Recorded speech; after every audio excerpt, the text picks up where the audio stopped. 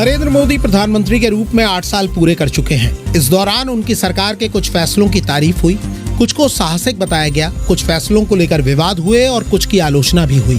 प्रधानमंत्री मोदी ने आज कहा कि 8 वर्षों में उन्होंने सुशासन और गरीब कल्याण को प्राथमिकता दी है, लेकिन विपक्ष कई मोर्चों पर मोदी सरकार को कटघरे में खड़ा कर रहा है। अब सवाल है, मोदी सरकार के 8 साल कितना बदला भारत? इंडिया बोल में रखिए अपनी राय। मुफ्त फोन कीजिए 1811-7000 और 1800-102-7001 पर। कार्यक्रम में शामिल होंगे वरिष्ठ पत्रकार विजय त्रिवेदी। चर्चा के लिए थोड़ा इंतजार, पहले बीबीसी समाचार।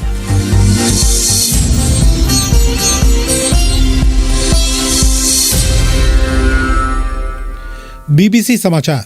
यूक्रेन के अधिकारियों ने बताया है कि सेवरोदोनेत्स्क शहर की सड़कों पर भीषण संघर्ष जारी है। अधिकारियों ने बताया है कि रूस की सेना ने इस शहर को नियंत्रण में लेने की कोशिश लगातार जारी रखी हुई है। लुहांस्क के गवर्नर ने बताया है कि रूस की सेना शहर में भीषण गोलीबारी कर रही है। उन्होंने कहा कि संघर्ष में रूस को भी नुकसान हुआ है। पूर्वी छोर पर बसे इस शहर पर अभी यूक्रेन का नियंत्रण है। अधिकारियों ने कल जानकारी दी थी कि रूस की सेना ने शहर के 2/3 हिस्से को घेर लिया है। रूस के राष्ट्रपति व्लादिमीर पुतिन ने सेना में भर्ती होने के लिए नामांकन कराने को लेकर आयु सीमा खत्म करने से जुड़े कानून पर दस्तखत कर दिए हैं। रूस की संसद ने इससे जुड़ा विधेयक बुधवार को पारित किया था। रूस में अब 40 साल से अधिक उम्र के लोग भी सेना में भर्ती होने के लिए एनरोल हो सकते हैं। यूक्रेन युद्ध में हुई हानि के बाद रूस की सेना नए लोगों की भर्ती की कोशिश में जुटी है। यूक्रेन का दावा है कि युद्ध में रूस के करीब 30,000 सैनिक मारे जा चुके हैं। रूस ने कोई आधिकारिक संख्या नहीं बताई है, जबकि ब्रिटेन की सरकार के विश्लेषकों ने यह संख्या 15,000 बताई है। ईरान की सरकारी मीडिया के मुताबिक देश के दक्षिण पूर्वी हिस्से में हथियारबंद हमलावरों ने पुलिस अधिकारी कर्नल अब्बास राहंजम की गोली मारकर हत्या कर दी। इस हमले में उनकी पत्नी घायल हुई हैं। रिपोर्टों के मुताबिक कर्नल अब्बास कार में सवार थे। रिपोर्टों में ये जानकारी भी दी गई है कि राजधानी तेहरान में हुई एक अन्य घटना में एक आदमी की ओर से की गई गोलीबारी में 4 पुलिस अधिकारी घायल हो गए। पुलिस के मुताबिक हमला करने वाला व्यक्ति हत्या के एक मामले में संदिग्ध है और पुलिस अधिकारी उसे गिरफ्तार करने की कोशिश कर रहे थे। नाइजीरिया की पुलिस के मुताबिक पोर्ट हार्कोर्ट शहर में हुई भगदड़ में कम से कम 31 लोगों की मौत हो गई। इस हादसे में कई अन्य लोग घायल भी हुए हैं। भोजन और तोहफे पाने के लिए यहां के पोलो फील्ड में बड़ी भीड़ जमा हुई थी। पुलिस ने बताया है कि अंदर दाखिल होने का गेट छोटा था। वहां हुई धक्का मुक्की को भगदड़ की मुख्य वजह माना जा रहा है। इंडोनेशिया के सुलावेसी द्वीप के करीब एक नाव डूब गई। इस नाव में 43 लोग सवार थे। इनमें से 17 लोगों को पास से गुजरती एक नौका ने बचा लिया। 26 लोग अब भी लापता हैं और उनकी तलाश की जा रही है। स्थानीय अधिकारियों का कहना है कि उन्हें लगता है कि इस नाव का ईंधन खत्म हो गया था और ये खराब मौसम के बीच फंस गई थी।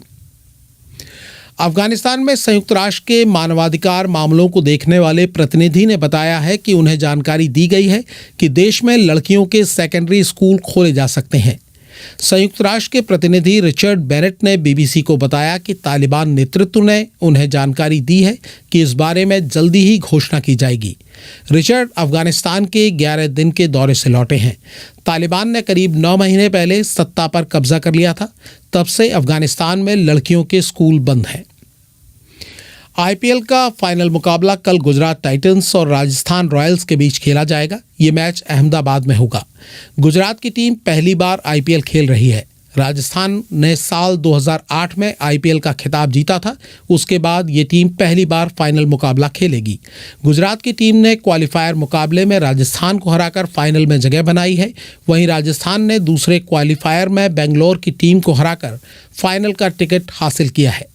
ये थे शाम 7:30 बजे तक के प्रमुख समाचार।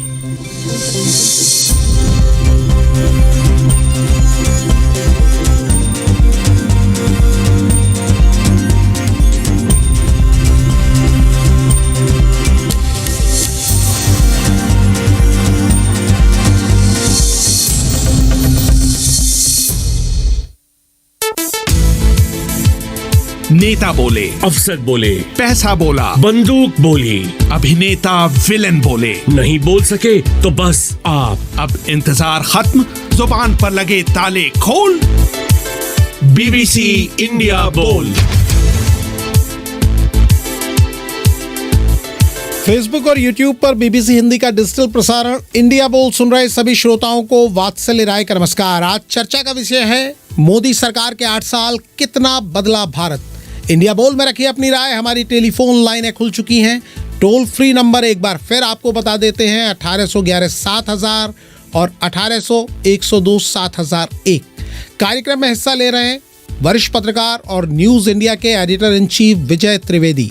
स्वागत है सर आपका। बहुत बहुत धन्यवाद, बहुत शुक्रिया।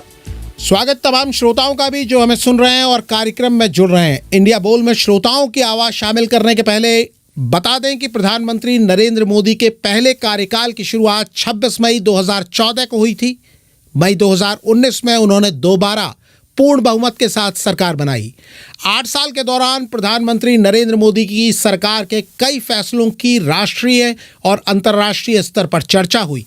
इसका लोगों के जीवन और देश की दिशा पर भी असर हुआ। प्रधानमंत्री नरेंद्र मोदी आज गुजरात के राजकोट में थे। वहां उन्होंने अपने 8 साल के कार्यकाल के बारे में भी चर्चा की। प्रधानमंत्री मोदी ने कहा कि उन्होंने महात्मा गांधी के सपनों का भारत बनाने का ईमानदार प्रयास किया है। उनके भाषण का एक हिस्सा आपको सुना देते हैं। गत 8 वर्ष मातृभूमि की सेवा में मैंने कोई कोर कसर नहीं छोड़ी कि 8 साल में गलती से भी ऐसा कुछ नहीं होने दिया है, न ऐसा कुछ किया है जिसके कारण आपको या देश के किसी नागरिक को अपना सर झुकाना पड़े। इन वर्षों में हमने गरीब की सेवा, सुशासन और गरीब कल्याण को सर्वोच्च प्राथमिकता दी। सबका साथ, सबका विकास, सबका विश्वास और सबका प्रयास, इस मंत्र पर चलते हुए हमने देश के विकास को नई गति दी है। ये थे प्रधानमंत्री नरेंद्र मोदी। प्रधानमंत्री मोदी और उनकी सरकार अपनी उपलब्धियां गिना रही है, लेकिन विपक्ष उन्हें नकार रहा है और सरकार को हर मोर्चे पर नाकाम बताते हुए उसे कटघरे में खड़ा कर रहा है। मोदी सरकार के 8 साल पूरे हुए तो कांग्रेस ने एक प्रेस कॉन्फ्रेंस की। कांग्रेस नेता रणदीप सिंह सुरजेवाला को भी सुन लीजिए, फिर आगे बढ़ते हैं। आज 8 साल के बाद तस्वीर साफ है कि मोदी जी आए तो साथ में महंगे दिन रोजगार बिन लेकर आए। ना किसानों की आमदनी लेकर आए 2 गुना, बल्कि उन्हें दर्द दिया 100 गुना। मोदी जी आए साथ में मंदी के दिन व्यापार बिन लेकर आए।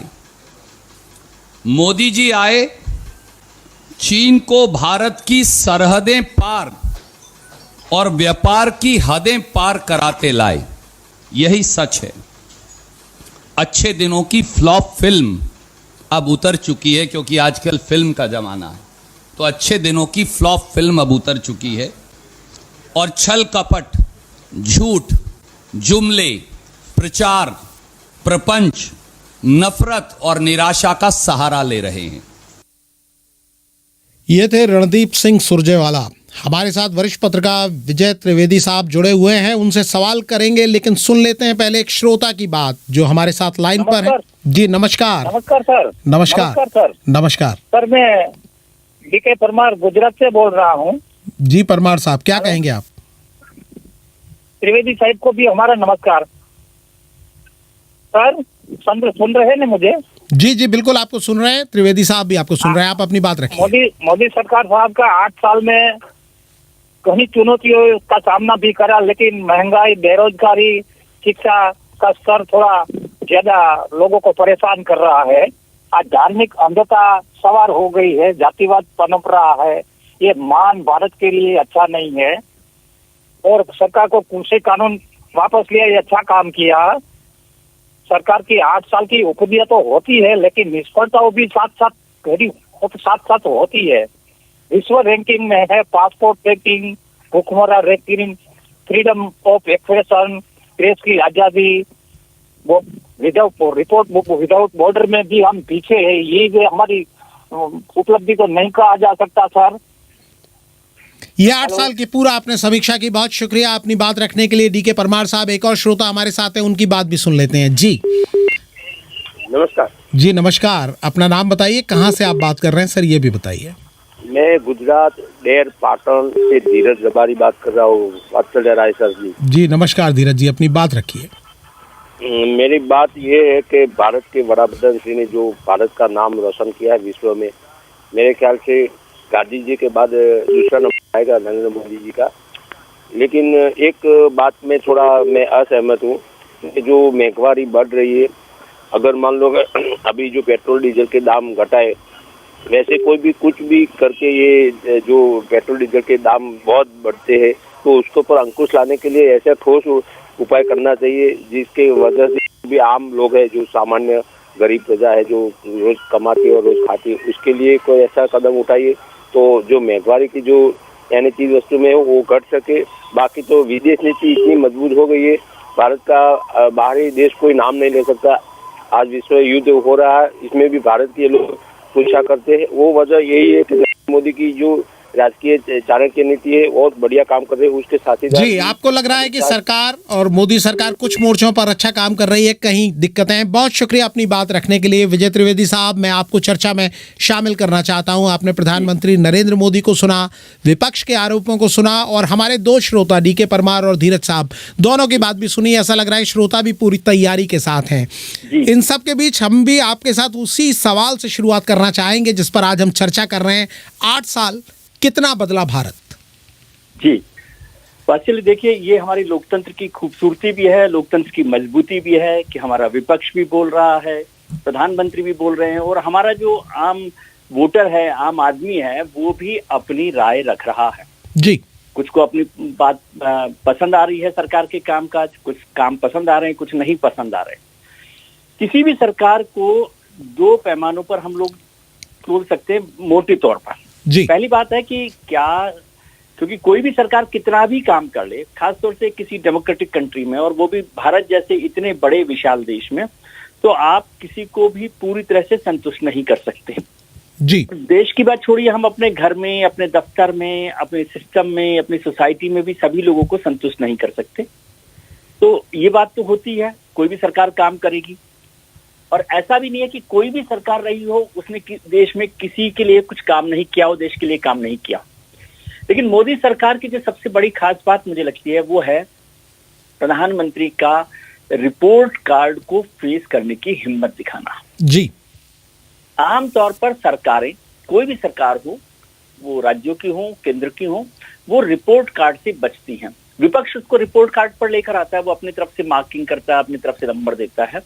लेकिन रिपोर्ट कार्ड खुद बनाना और उसको इवेल्युएट करना, ये काम प्रधानमंत्री नरेंद्र मोदी ने किया। वो अपने स्तर पर, अपनी सरकार के स्तर पर, अपने मंत्रियों के स्तर पर अपनी रिपोर्ट कार्ड बनाते हैं, बहुत सारी बातों को देखते हैं, बहुत सारी बातों को बदलते हैं, बहुत सारे काम करते हैं। ये एक बड़ी बात है। ऐसा नहीं है कि ये सरकार 8 साल कोई सफलता के जो है 8 साल रहे हों, उसमें बहुत सारी कमजोरियां भी रही होगी, जिसमें बहुत महत्वपूर्ण बात रही कि खासतौर से पिछले 2 साल में महंगाई जिस तरह से बढ़ी है, पेट्रोल डीजल के दाम जो बढ़े हैं। हालांकि सरकार ने 2 बार, नवंबर में और अभी, पेट्रोल और डीजल के जो पेट्रोलियम प्रोडक्ट्स के दाम कम भी किए हैं, लेकिन पेट्रोल के दाम बढ़े हैं और आम आदमी को उससे बहुत परेशानी होती है। महंगाई भी बढ़ी है। लेकिन इसका एक बैकग्राउंड है जो सरकार का एक एक्सक्यूज होता है, वो है कोविड। जी 2 साल तक दुनिया समेत हिंदुस्तान ने भी कोविड की महामारी को झेला। हम उस महामारी से निकल आए, ये भी एक सरकार की सफलता का एक बड़ा कारण माना जा सकता है। ये सरकार ने जो काम किया, हमने देखा कि प्रधानमंत्री कोविड के दौरान लगातार एक्टिव रहे। जिस स्तर पर उनको काम करना था, चाहे वो डॉक्टर के स्तर पर हो, मेडिकल सिस्टम पर हो, वैक्सीन पर हो, उसमें काम किया गया। 100% नहीं हुआ होगा, लेकिन 70%, 80% काम हुआ। और वैक्सीनेशन को लेकर पहले सब लोगों को आशंका थी, हमारे सारे मित्रों को भी, कि क्या वैक्सीनेशन हिंदुस्तान की 130 करोड़ जितनी बड़ी आबादी पर वैक्सीनेशन का कोई प्रोग्राम सफल हो सकता है। लेकिन वो ऑलमोस्ट सफल हुआ है और हम कोविड से निकल गए। तो ये सरकार की सफलता का एक बड़ा काम। और जैसे प्रधानमंत्री ने कहा कि मैंने 8 साल में कोशिश की कि देश को नहीं झुकने दिया, देश के शीश को नहीं झुकने दिया, तो मोटे तौर पर हमें याद नहीं आएगा। अभी हम रणदीप सुरजेवाला साहब को भी सुन रहे थे, तो उन्होंने वो कोई बात ऐसी नहीं कही कि इससे देश का कोई बड़ा नुकसान हो गया हो या देश का सिर झुका हो। महंगाई की बात उन्होंने की, रोजगार की बात जरूर की। रोजगार एक महत्वपूर्ण मुद्दा है जिसको लेकर सरकार को कुछ काम करना चाहिए था, लेकिन रोजगार को एक नया ट्विस्ट दिया इस सरकार ने। उन्होंने जो रोजगार हम नौकरियां समझते थे उसे स्वरोजगार की तरफ डाला, लेकिन लोगों को नौकरी की अपेक्षा है। विजय जी, मैं दोबारा आपके पास लौटूंगा, उस सवाल को भी पूछूंगा जिसके बारे में डीके परमार ने बात की थी, प्रेस की स्वतंत्रता को लेकर बात की थी, कुछ और मुद्दों की बात की थी। इस बीच में एक और श्रोता हमारे साथ जुड़े हुए हैं, उनकी बात भी सुन लेते हैं। जी, अपना नाम बताइए। जी नमस्कार। नमस्कार सर, मैं महाराष्ट्र से औरंगाबाद से बात कर रहा हूँ, संदीप वाहुल। जी संदीप जी, क्या कहेंगे आप?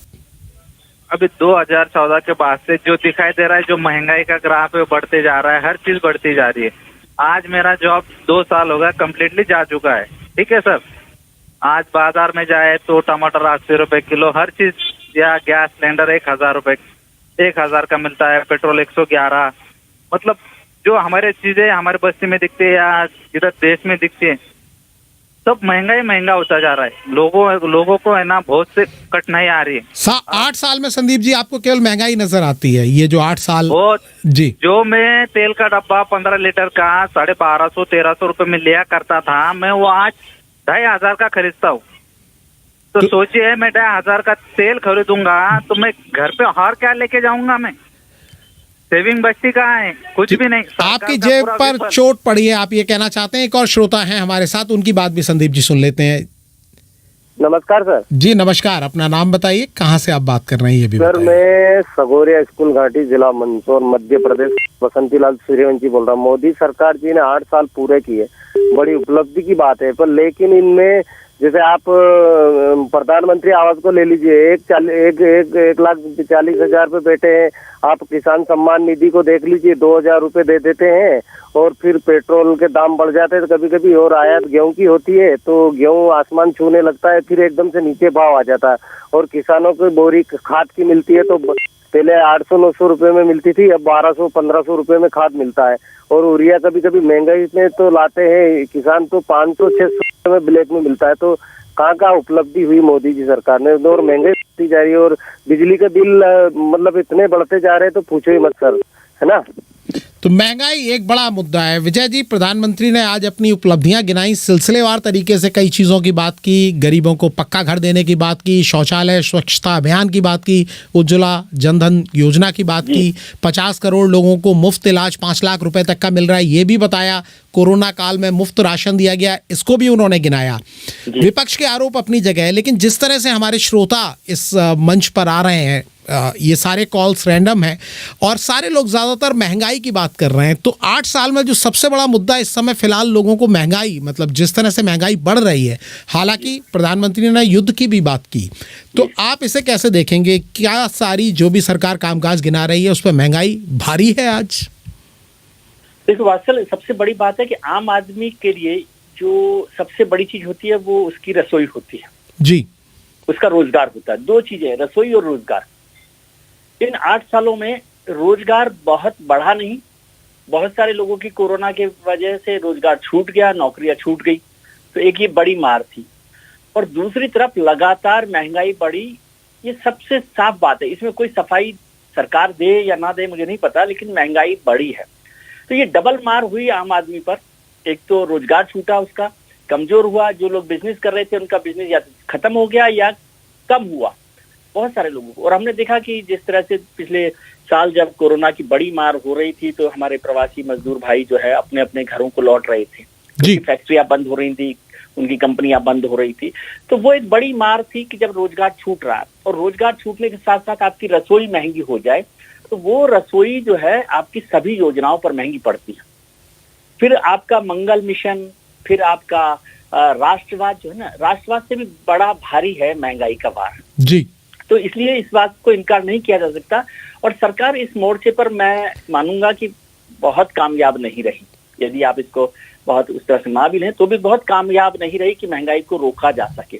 तमाम चीजों की, रसोई में जो भी चीज है खाने पीने की, आटा दाल चावल, सब कुछ महंगा हुआ है। और फिर पेट्रोलियम प्रोडक्ट्स महंगे होने से सभी चीजों पर असर पड़ता है, वो हम लोग देख रहे हैं। तो ये डबल मार जो हुई इससे लोगों का वो करने की कोशिश की जी कि खासतौर से जो 80 करोड़ लोगों को ये बांटा गया, अनाज बांटा गया, मुफ्त में राशन बांटा गया, उसका असर एक लोअर मिडिल क्लास और लोअर क्लास पर पड़ा। लेकिन सबसे जो बड़ी मार हुई महंगाई की और रोजगार की, वो मिडिल क्लास पर हुई, क्योंकि उसे वो अनाज नहीं मिला, वो राशन नहीं मिला, उस तरह की मदद नहीं मिली, लेकिन महंगाई का असर सीधा सीधा सा उस पर उसको झेलना पड़ा। और वही लगता है हमारे श्रोताओं की बातचीत में भी लग रहा है। विजय जी, एक और श्रोता इस बीच हमारे साथ जुड़ गए हैं, उनकी बात भी सुन लेते हैं। जी तो जी नमस्कार। हाँ नमस्कार, मैं डॉक्टर मोहम्मद जावेद बोल रहा हूँ मुरादाबाद से। जी जावेद साहब, क्या कहेंगे? हाँ, मैं ये कहना चाहूंगा कि मोदी जी एक डायनेमिक पर्सनालिटी हैं। उन्होंने एक बदलाव ये किया है 8 साल में कि वो जहाँ बच्चे की गुलेल की बात करते हैं, वहीं किसान की खेती से लेके सारी चीजों की बात करते हैं। बहुत उन्होंने आम आदमी तक पहुंचने का प्रयास किया है। चूल्हे में जहाँ धुआं उठता था वहाँ गैस की बात की है। ये एक बदलाव मैं देखता हूँ मोदी जी के बारे में, ये पॉजिटिव है। लेकिन आमतौर से नेगेटिव चीजें भी रही हैं इस दौरान, कि जैसे अचानक नोटबंदी कर देना, लोगों को बहुत कष्ट झेलना पड़ा। इस तरह की चीजें कुछ रही जो लोगों के अच्छे अनुभव नहीं रहे। कुछ अच्छे फैसले, कुछ बुरे फैसले। जावेद साहब, अपनी बात रखने के लिए बहुत शुक्रिया। एक और श्रोता हमारे साथ है, उनकी बात भी सुन लेते हैं। जी जी नमस्कार। आवाज अगर आप तक जा रही है हमारी तो अपनी बात रखिए। लगता है संपर्क नहीं हो पा रहा है, तो विजय त्रिवेदी जी, एक बार फिर आपके पास में लौटते हुए, मोहम्मद जावेद साहब ने कहा, इससे पहले परमार साहब से जब बात हो रही थी तो वो जिन मुद्दों की तरफ इशारा कर रहे थे उसमें एक आइडिया ऑफ इंडिया की बात भी है। हालांकि उन्होंने इसका नाम नहीं लिया। प्रधानमंत्री मोदी भी इसकी बात करते हैं, और उन पर जब हमला करने के लिए विपक्ष भी बात करता है तो कहता है कहीं ना कहीं आइडिया ऑफ इंडिया जो था, जो आज़ादी के बाद से जिस तरह का भारत का एक फैब्रिक था, वो कुछ बदल रहा है 8 साल के दौरान। खासतौर पर प्रधानमंत्री तो सबका साथ सबका विकास की बात करते हैं, लेकिन कई लोगों को लगता है कि कुछ लोग इसमें छूट रहे हैं। ठीक है वात्सल, इसमें 2 चीजें हैं जी। सरकार जो है मोटे तौर पर, ऑफिशियल तौर पर एक सेक्युलर फैब्रिक के साथ, सेक्युलर सिस्टम के साथ काम कर रही है। सरकार की अगर योजनाओं को देखें, तो किसी भी योजना को लें तो उसमें जातिगत, धर्म, सेक्स, जेंडर, जो भी है, लिंग के आधार पर कोई भेदभाव नहीं दिखता मोटे तौर पर, है ना। कोई भी योजना इस तरह से नहीं बनाई गई कि जिसको धर्म के आधार पर विभाजित किया जा सकता। और प्रधानमंत्री बार बार सबका साथ, सबका प्रयास, सबका विकास की बात करते रहे। लेकिन इस दौरान देश में कुछ घटनाएं हुई जिसमें, जिनका जिक्र सब लोग आमतौर पर करते रहते हैं। वो है लिंचिंग की बात हुई है, बीफ लिंचिंग को लेकर हुई, कभी किसी लव जिहाद को लेकर हुई। कुछ हद तक कई बार ऐसी घटनाएं भी हुई कि जो प्रधानमंत्री जी की पार्टी है, भारतीय जनता पार्टी, या उससे जुड़े हुए संगठन है, उसके कुछ बहुत छोटे छोटे नेता जी कुछ ऐसी बातें करते रहे जिससे हमारा सेक्युलर फैब्रिक जो है वो निशाने पर आता है या उसका टेम्परेचर बढ़ता है। ठीक है, तो लेकिन प्रधानमंत्री या सरकार में इस तरह की कोई बड़ी घटना या कोई बड़ा फैसला नहीं दिखाई देता जो हमारे सेक्युलर फैब्रिक को तोड़ता है।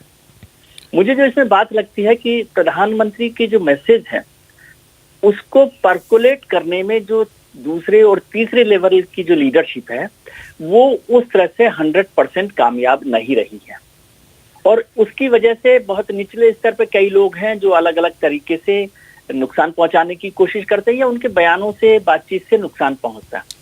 और मैं समझता हूँ इससे सरकार की छवि को भी नुकसान होता है और सरकार जो बेहतर काम कर रही होगी उस पर भी असर पड़ता है।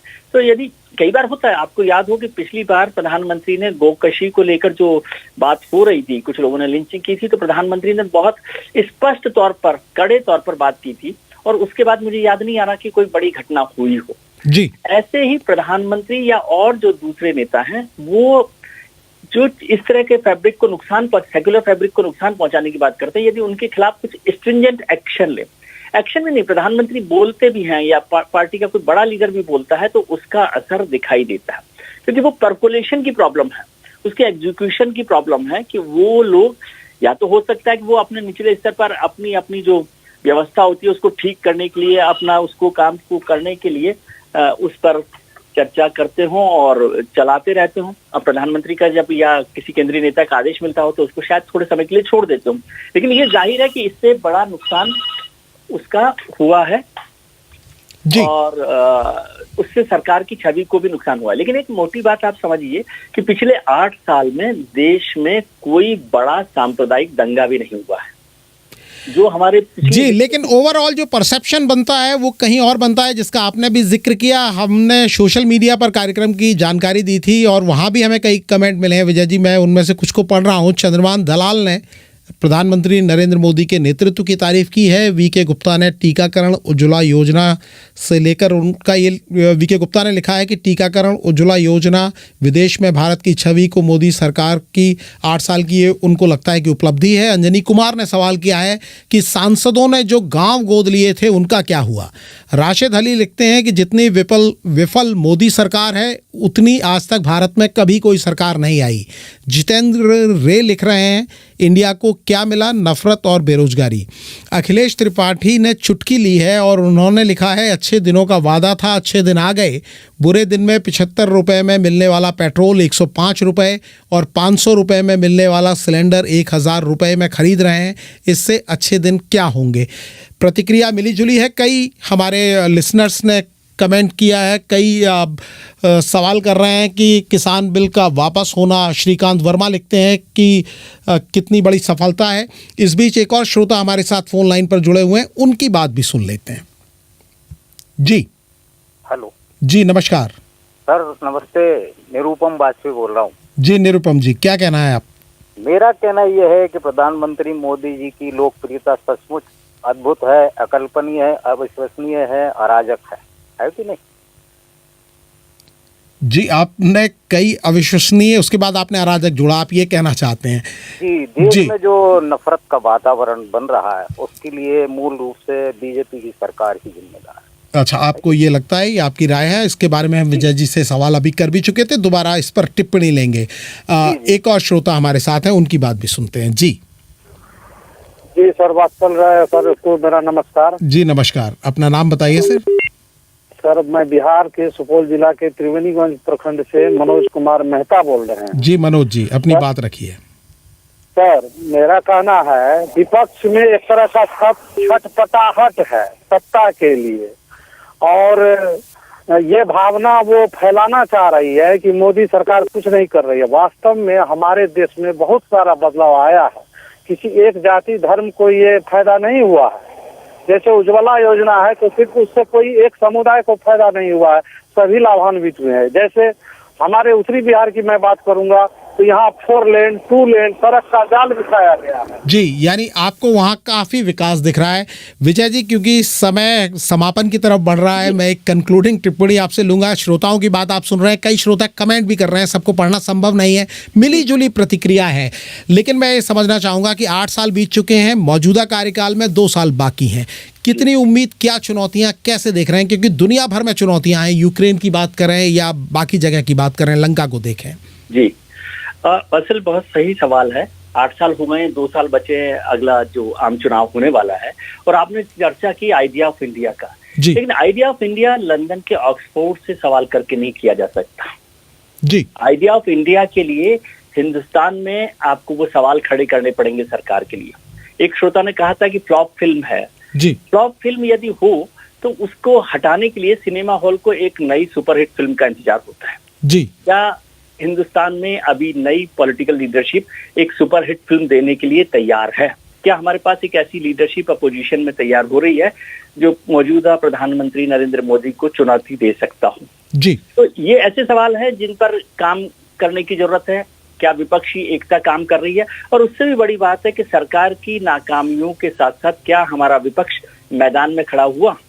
क्या आपने देखा कि महंगाई को लेकर जो सबसे बड़ा इशू रहा आपके पूरे प्रोग्राम में भी, जी, विपक्ष जो है क्या सड़कों पर दिखाई क्या सड़कों पर नजर आया? और इसका जवाब विपक्ष को खुद देना होगा सवाल उठाने से पहले। जी, तो वक्त हमारे पास सर आज इतना ही है। चर्चा में हिस्सा लेने के लिए विजय त्रिवेदी सर, आपका बहुत शुक्रिया। उन सभी श्रोताओं का भी आभार जो कार्यक्रम में जुड़े। स्टूडियो का संचालन राजेश चौहान ने किया। आपसे अगली मुलाकात कल शाम 7:30 बजे दिन भर में होगी। वात्सल्य राय को दीजिए अनुमति। नमस्कार।